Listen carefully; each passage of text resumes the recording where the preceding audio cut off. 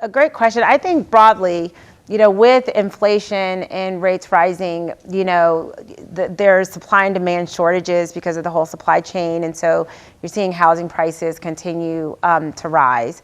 And then with the increase of interest rates, that makes it, the affordability even more challenging.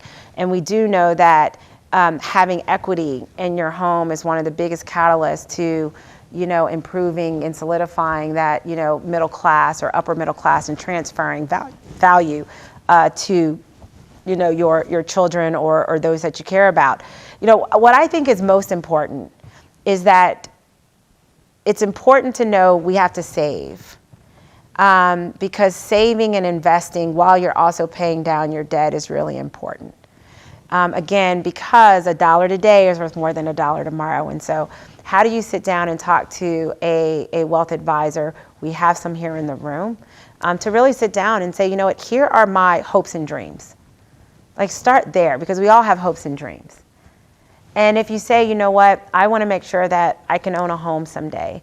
I want to make sure that I can have adequate retirement. I want to make sure that I can, have something for my daughter. I want to make whatever your hopes and dreams are, regardless of the market conditions, because that's things you cannot control.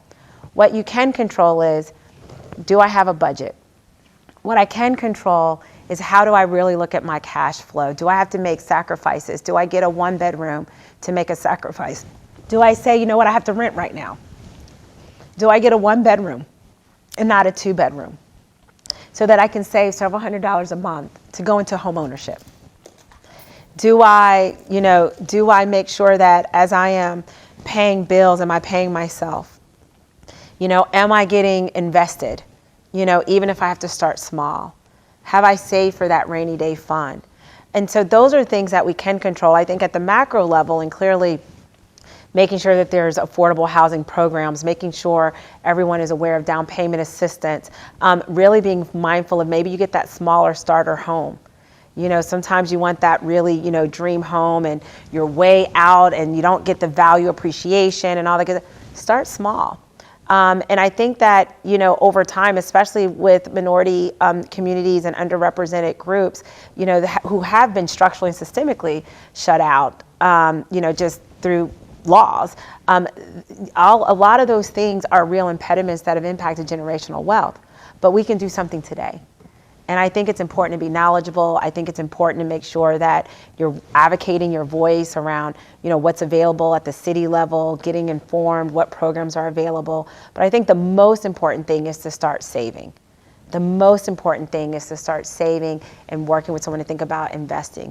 The most important thing is to make sure that you can say, well, what can I do to make sacrifices today in order to accomplish my real North Star? I think it's really important. Instead of a new car, get the used car. Instead of trying to level up, level down to level up. You know what I mean? That's just some of the things that I think we all sometimes look at our balance sheet and we say, we don't have. And for some, that's absolutely true. But for others, it's saying, did you really need that? If this is your dream. And that's why I always say, start with your hopes and your dreams.